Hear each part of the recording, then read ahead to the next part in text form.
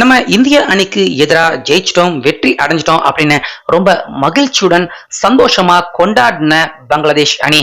ஆனா கடைசி ஓவர்ல வந்து நம்ம இந்திய அணி பக்கம் இந்திய பிளேயர்கள் தந்த ட்விஸ்ட், அந்த அதிர்ச்சி ட்விஸ்டால ஆசிய கோப்பை முக்கியமான ஆட்டத்துல தற்போது பங்களாதேஷ் அணி ஜெயிச்சதுக்கு அப்புறமாகவும் தோல்வி அடைஞ்சிருக்காங்க. மோசமா தோல்வி அடைஞ்சிருக்காங்க நம்ம இந்தியாவுக்கு எதிராக.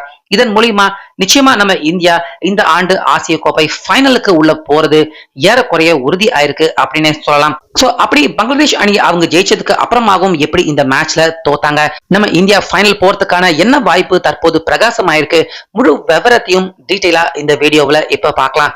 வீடியோவுக்கு நீங்க ஒரு லைக் மட்டும் கொடுத்துருங்க. சோ ஆசிய கோப்பை ஆட்டங்கள்ல தற்போது சூப்பர் 4 சுற்று நடந்துகிட்டு இருக்கு. சூப்பர் 4க்கு நம்ம இந்தியா, பாகிஸ்தான், பங்களாதேஷ், ஸ்ரீலங்கா இந்த 4 நாடுகள் மட்டுமே தான் குவாலிஃபை ஆயிருக்காங்க. ஏற்கனவே நம்ம இந்தியா பாகிஸ்தான் அணிய கதற கதற தோக்கடிச்சு தற்போது ஆசிய கோப்பை அந்த சூப்பர் 4 சுற்றுக்கான பாயிண்ட்ஸ் டேபிள்ல கூட நம்ம இந்தியா தான் முதலாவது இடத்திலேயே இருக்காங்க. இப்படி இருக்க அடுத்த மேட்ச் நம்ம இந்தியா பங்களாதேஷ் அணிக்கு எதிராக சேம் துபாய் கிரிக்கெட் ஸ்டேடியத்தில் தான் மோத போறாங்க. சோ பங்களாதேஷ் அணிக்கு எதிராக இந்த ஆசிய கோப்பை தொடர்ல ஒரு வார்ம் அப் மேட்ச்லயோ இல்ல முக்கியமான T20 ஆட்டத்திலேயோ நம்ம இந்தியா இதுவரைக்கும் விளையாடல. அப்படிங்கறதால நேற்று மேட்ச் எதுவுமே நடக்கல. இந்த ஆசிய கோப்பையில லீவ் விடப்பட்டிருந்தது. ஆனாலுமே துபாய் கிரிக்கெட் ஸ்டேடியத்துல நம்ம இந்திய பிளேயர்கள், பங்களாதேஷ் பிளேயர்கள் 2 பேருமே வார்ம் அப் மேட்ச்ல விளையாட ஆரம்பிச்சிருக்காங்க. சோ இந்த மேட்ச்ல தான் பங்களாதேஷ் அணி அவங்க ஜெயிச்சிட்டோம் நம்ம அப்படின்னு நினைச்சு கொண்டாடவே ஆரம்பிச்சிட்டாங்க.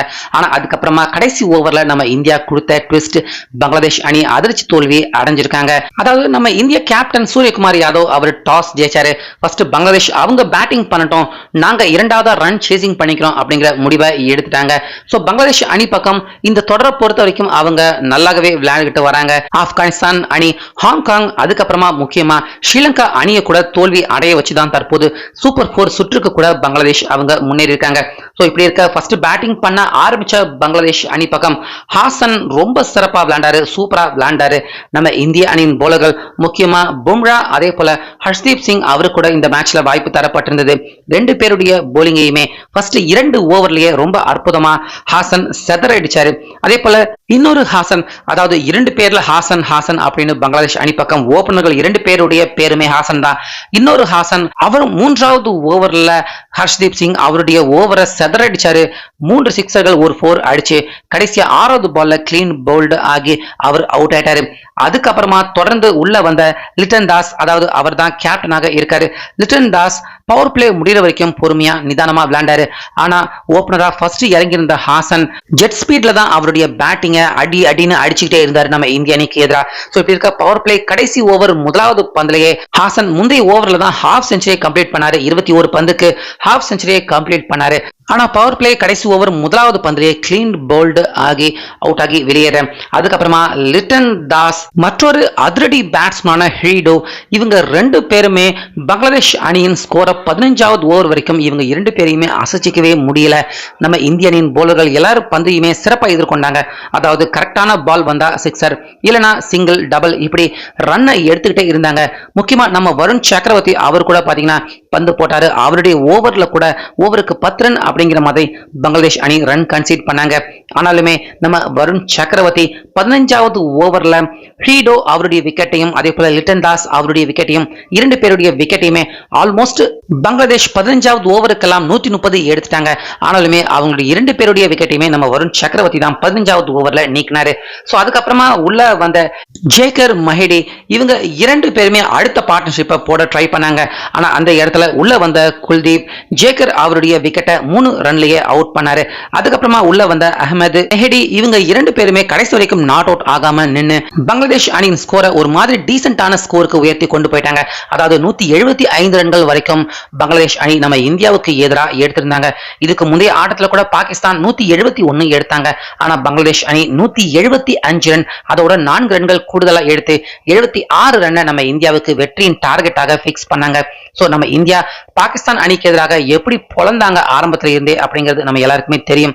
ஃபர்ஸ்ட் பால்ல இருந்தே இந்த மேட்ச்ல கூட நம்ம அபிஷேக் சர்மா சிக்ஸர் அடிக்க ட்ரை பண்ணாரு. ஆனா ஜஸ்ட்ல பாத்தீங்கன்னா பவுண்டரியில குத்தி 4 போயிடுச்சு பால். அதே போல முதலாவது ஓவர் முழுக்க அபிஷேக் சர்மா அடி அடின்னு அடிச்சு பங்களாதேஷ் போலரான முஷ்டபிசுர் ரஹ்மான் அவரை நார்னாரா கிழிச்சிட்டாரு. ஃபர்ஸ்ட் ஓவர்லயே 22 ரன்கள். அதே போல மறுமுனையில வந்த சுப்மன் கில் அவர் கூட சிறப்பா விளையாண்டாரு. 2 4 அடிச்சு அதுக்கப்புறமா ஒரு சிங்கிள். இப்படி மாத்தி மாத்தி அபிஷேக் சர்மா, சுப்மன் கில் ரெண்டு பேருமே பவர் பிளே முடிகிறப்ப நம்ம இந்திய அணியின் ஸ்கோர் 65. கம்ப்ளீட்டா ஈஸியா இந்த மேட்சை பவர் பிளேலயே நம்ம இந்தியா டாமினேட் பண்ணி ஈஸியா ஜெயிச்சிருவாங்க அப்படின்னு பார்த்தா பவர் பிளே முடிஞ்சதுக்கு அப்புறமா அடுத்த ஓவர்ல தான் அபிஷேக் சர்மா அவரை தேவையில்லாம ரன் அவுட் ஆக்கி விட்டுட்டாரு கில். இதனால அரை சதம் அடிக்கிற வாய்ப்பை இழந்து வருத்தமாக தான் பாத்தீங்கன்னா அபிஷேக் சர்மா அவர் பெவிலியனுக்கு போனாரு. சோ அவரை அவுட் பண்ண கையோட அடுத்த ஓவர்லயே இதுக்கு முந்தைய மேட்ச்ல எப்படி கிளீன் போல்டு இன்ஸ்விங் பாலுக்கு கிளீன் போல்டு ஆனாரோ அதே மாதிரி தான் இந்த மேட்ச்லயுமே இன்ஸ்விங் பால மிஸ் பண்ண கில் கிளீன் போல்டு ஆயிட்டாரு. மிடில் ஸ்டெம்ப் பறந்துருச்சு. சோ அதுக்கப்புறமா சஞ்சு சாம்சன், திலக் வர்மா ரெண்டு பேருமே பார்ட்னர்ஷிப் போட்டாங்க. 10வது ஓவர் 12வது ஓவர் வரைக்கும் ரெண்டு பேருமே மேட்சை கொஞ்சம் ஏற்றம் தாழ்வு, ரன் ரேட்டை ஏற்றம் குறைவு இப்படி மாத்தி மாத்தி கொண்டு போனாங்க. சோ 12வது ஓவர் முடிகிறப்ப இந்திய அணியின் ஸ்கோர் 80 இருந்துச்சு. மீதி 8 ஓவருக்கு இந்தியா கிட்டத்தட்ட 90 ரன்கள் அடிக்க வேண்டியது இருந்துச்சு. சோ 14வது ஓவர்ல இருந்துதான் திலக் வர்மா, சஞ்சு சாம்சன் ரெண்டு பேருமே அந்த 13வது ஓவர்ல மாத்தி மாத்தி அடிச்சாங்க. சஞ்சு சாம்சன் 2 சிக்ஸர், திலக் வர்மா 3 4 அடிச்சாரு. சோ ஆக மொத்தம் அந்த ஓவர் பிக் ஓவராக மாறினதால இந்தியா ஓரளவுக்கு மேட்சுக்கு உள்ள வந்தாங்க.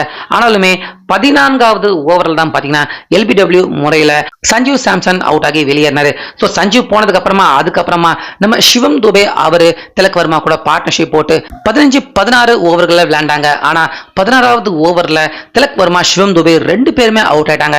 ரெண்டு பேருமே சிக்ஸர் அடிக்கிறேன் அப்படின்னு ட்ரை பண்ணி சிக்ஸர் லைன்ல கேட்ச கொடுத்து ரெண்டு பேருமே அவுட் ஆக இந்தியா அப்படியே பாத்தீங்கன்னா இந்த மேட்ச்ல ஜெயிப்பாங்களா அப்படிங்கிற சந்தேகம் எழ ஆரம்பிச்சிருச்சு. ஆனாலுமே மிகப்பெரிய நம்பிக்கை என்ன அப்படின்னா சூரியகுமார் யாதவ் அவர் இருக்காரு, அவர் இன்னும் இறங்கல அப்படிங்கிற நம்பிக்கை எல்லாருக்குமே இருந்துச்சு. ஆனாலுமே இவங்க இரண்டு பேருமே அவுட் ஆனதுக்கு அப்புறமா கூட ஹர்திக் பாண்டியா, அக்ஷர் பட்டேல் தான் வந்தாங்களே தவிர சூரியகுமார் யாதவ் இன்னும் இறங்காமலே தான் இருந்தாரு. சோ அப்ப 4 ஓவருக்கு 60 ரன்கள் எடுக்க வேண்டிய நிலைமை இருந்துச்சு. நம்ம இந்தியா கொஞ்சம் கொஞ்சமா மேட்சை விட்டு கை மீறி போற மாதிரியான நிலைமை ஏற்பட்டுக்கிட்டே இருக்க கடைசி ஓவர்ல 26 ரன்கள் எடுத்ததான் வெற்றி அப்படிங்கிற மோசமான நிலைமைக்கு நம்ம இந்தியா தள்ளப்பட்டுட்டாங்க. முக்கியமா 19வது ஓவர் கடைசி பந்திலேயே ஹர்திக் பாண்டியா கேட்ச கொடுத்து அவர் அவுட் ஆகி வெளியே போனதால கடைசி ஓவருக்கு 26 ரன்கள் எடுக்க வேண்டிய நிலைமை வந்துச்சு. சோ அந்த இடத்துலயே அதாவது Hardik Pandya wicket winning celebration நடந்துகிட்டு இருக்கிறப்ப இந்த மேட்ச்லயே ஜெயிச்சிட்ட மாதிரி பயங்கரமான செலிப்ரேஷன். ஏன்னா ஏற்கனவே பாத்தீங்கன்னா 7-8 விக்கெட் விழுந்துருச்சு. கடைசி 6 பந்துக்கு 26 ரன் கண்டிப்பா எடுக்க முடியாது, நம்ம இந்த மேட்ச்ல ஜெயிச்சிட்டோம் அப்படின்னு பங்களாதேஷ் பயங்கரமா பாத்தீங்கன்னா ஹர்திக் பாண்டியா அவருடைய விக்கெட்லயே அவங்க வின்னிங் செலிப்ரேஷனை கொண்டாட ஆரம்பிச்சிட்டாங்க பங்களாதேஷ். சோ அந்த இடத்துல தான் கடைசி ஓவர்ல தான் மிகப்பெரிய ட்விஸ்டே நம்ம இந்தியா வச்சிருந்தாங்க. அது வரைக்கும் இறங்காம இருந்த கேப்டனான சூரியகுமார் யாதவ் அப்பதான் பாத்தீங்கன்னா அந்த கடைசி ஓவரை ஃபேஸ் பண்றதுக்காக அவரு உள்ள வந்திருந்தாரு. வந்த உடனே அங்க இருந்த பங்களாதேஷ் பிளேயர்கள் எல்லாருமே பாத்தீங்கன்னா அப்ப கூட சூரியகுமார் யாதவ் அவரை பார்த்து பயப்படல. அவங்களுடைய வின்னிங் செலிப்ரேஷன் அந்த கொண்டாட்டம் என்னமோ போயிட்டு தான் இருந்துச்சு. ஏன்னா ஹர்திக் பாண்டியா கடைசி பந்துல அவர் அவுட் ஆனப்ப அவர் ஸ்ட்ரைக்ல இருந்தாரு. சூரியகுமார் யாதவ் அவர் வந்தா கூட நான் ஸ்ட்ரைக்கு தான் அவர் போக முடியும். இதனால கண்டிப்பா சூரியகுமார் யாதவ் அவரால் எதுவும் செய்ய முடியாது அப்படின்னு நினைச்சிட்டாங்க. ஆனா ஃபர்ஸ்ட் பந்திலே பாத்தீங்கன்னா முஷ்டபிசுர் ரஹ்மான் அவர் போட்ட ஃபர்ஸ்ட் பந்திலே அக்ஷர் பட்டேல் சிங்கிளை எடுத்து கொடுத்தாரு. 5 பந்துக்கு 26 ரன். கண்டிப்பா இந்தியா அடிக்க மாட்டாங்க அப்படிங்கிற திமிர்ல ஒரு நக்கலாக தான் பாத்தீங்கன்னா முஷ்டபிசுர் ரஹ்மான் ஃபுல் டாஸ் போட்டாரு. 5வது பந்துல அந்த பாலை தூக்கி ஸ்டேடியம் விட்டு வெளியே போற மாதிரி ரொம்ப பெரிய சிக்ஸரை அசால்ட்டா அடிச்சாரு சூரியகுமார். அதுக்கப்புறமா 3வது பந்து ஒரு ஸ்லோவர் பால் போட்டாரு பாத்தீங்களா, அந்த பாலையுமே தூக்கி அடிச்சிட்டாரு சூரியகுமார் யாதவ். அந்த பால் காணாமலே போயிடுச்சு, வெளியே போய் விழுந்துருச்சு. அதுக்கப்புறமா 4th பால் ஒரு பவுன்சர் பால் தலைக்கு மேல போட்டப்ப சூரியகுமார் யாதவ் அந்த பால் ஹுக் ஷாட் அடிச்சு பின்னாடி 3rd மேன் தலைக்கு மேல போய் இன்னொரு சிக்ஸர் போக கடைசி 2 பந்துக்கு 8 ரன் மட்டுமே தேவைப்பட்டுச்சு. சோ அந்த பால்ல பாத்தீங்கன்னா முஷ்டபிசுர் ரஹ்மான் அவருக்கு என்ன பண்றது அப்படின்னு தெரியல. வேகமா ஓடி வந்து திரும்பவும் பாத்தீங்கன்னா ஹாஃப் சைடு உள்ள ஒரு பவுன்சர் பால் போட அந்த பால் அப்படியே ஹாஃப் சைடு கட் பண்ணி விட்டாரு சூரியகுமார் யாதவ். அந்த பால் நேரா போய் ஆடியன்ஸுக்கு உள்ள விழ கடைசி பந்துக்கு 2 ரன் மட்டுமே வெற்றியின் டார்கெட்டாக இருந்துச்சு. அந்த பாலையும் சூரியகுமார் யாதவ் விடல. அந்த பாலையுமே அப்படியே ஸ்ட்ரைட்டாக முஷ்டபிசுர் ரஹ்மான் அவர் மூஞ்சிக்கே அடிச்சு சர்னு ராக்கெட் வேகத்துல அந்த பால் ஸ்ட்ரைட்ல 4 போக கடைசியா இந்த மேட்ச்ல கடைசி ஓவர்ல 8 விக்கெட் விழுந்துருச்சு, நம்ம ஜெயிச்சலாம் அப்படின்னு நினைச்ச பங்களாதேஷ் அணிக்கு அவங்க வெற்றியின் கொண்டாட்டத்துக்கு அப்புறமாகவும் நம்ம இந்தியா இந்த மேட்ச்ல தோல்வியை கொடுத்திருக்காங்க பங்களாதேஷ் அணிக்கு. முக்கியமா சூரியகுமார் யாதவ் கடைசி ஓவர் வரைக்கும் இறங்காம இருந்து அவர் கொடுத்த அந்த ட்விஸ்ட் நம்ம இந்தியாவை இந்த மேட்ச்ல ஒரு த்ரில்லரான திக் வெற்றியை கடைசி ஓவர் கடைசி பந்து வரைக்கும் போய் நம்ம இந்தியாவை வெற்றி அடைய வச்சிருக்கு.